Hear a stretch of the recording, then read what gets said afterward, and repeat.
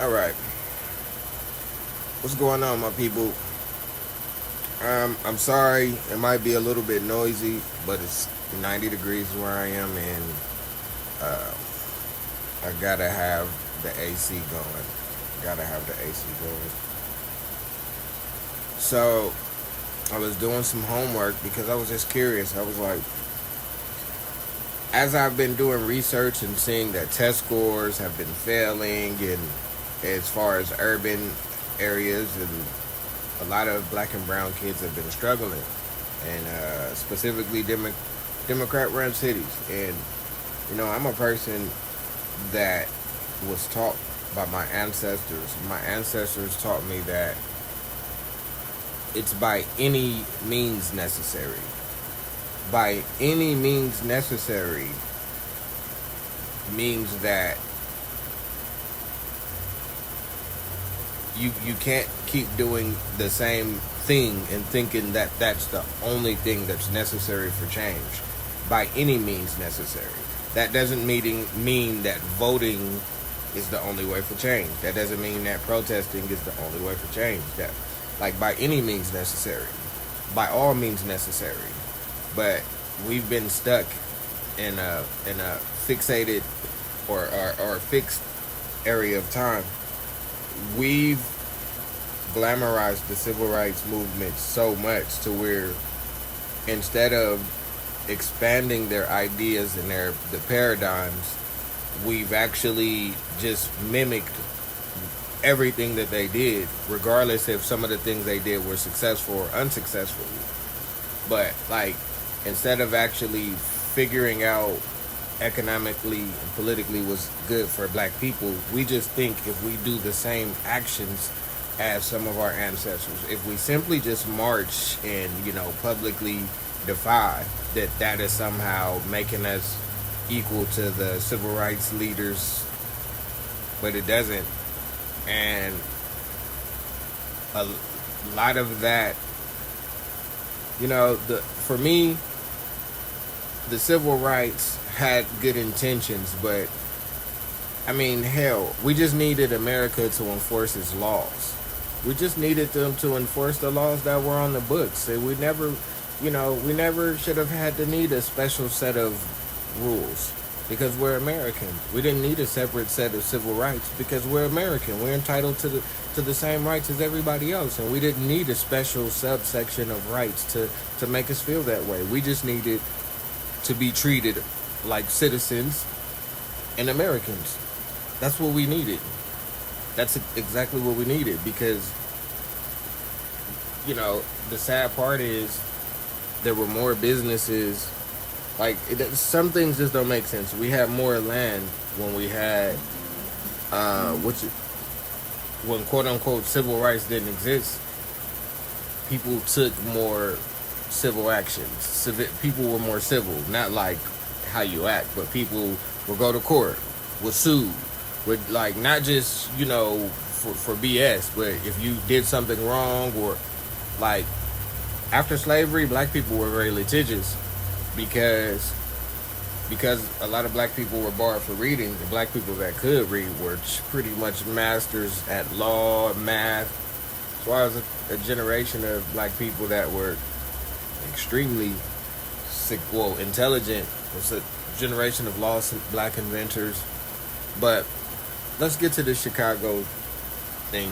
I said in the beginning of the title, Chicago spends, I want to say, about 10 times the amount of money on undocumented migrants as compared to what they do in after school programs. And the reason I specifically did after school programs is because Chicago has a violence problem.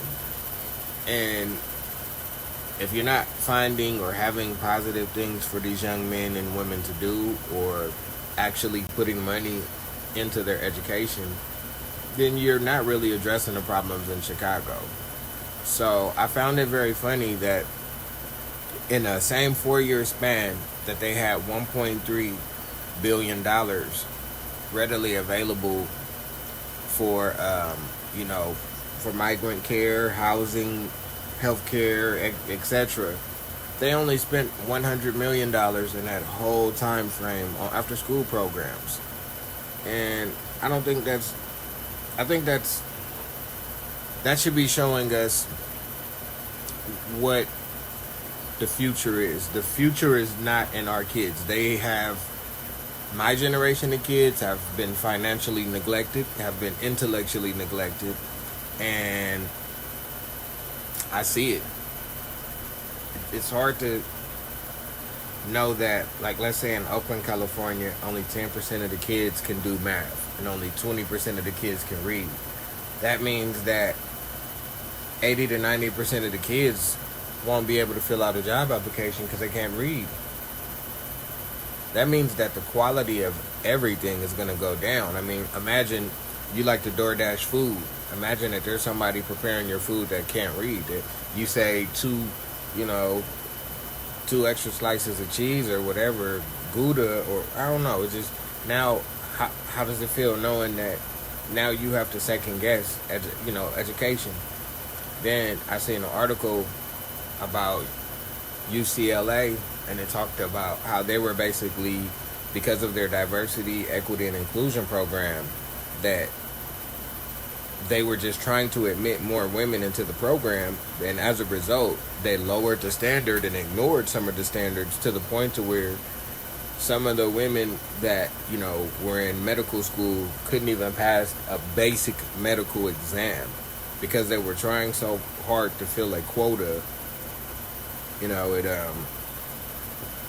Then it degraded, and it didn't give them time to find the most qualified candidates, which quality, everything in life is quality versus quantity.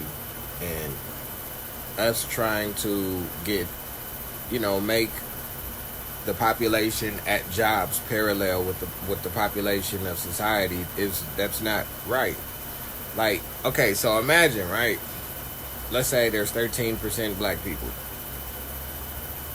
So forcing every company in America to have 13% black people in their company is kind of, it sounds good in theory, but then peel the layers back and look at the logic.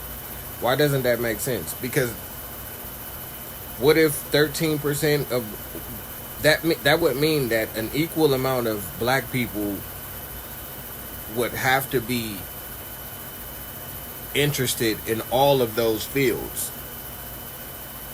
That's not free choice. You can't just force people to just fill jobs for quotas. It would be like, that's like saying now that, well, if all 15% of society is black, black people, then all jobs have to have 15%. Then you would have to break it down. All right, well, what if they took it further and said, all right, well, if 9% of black people are black women, then black women have to do 9% of every job that exists. That means, like, so what if they turned around and said, okay, well, 9% of every garbage company has to have black women, and they have to be picking up trash. I mean, that's essentially like, if they can tell a company to have 9% black women or 8% black men, then what's the difference between them telling 8 to 9% of black men or black women that they have to work at that company? Like, telling a company that they have to hire a person is like telling a person that they have to work for another person.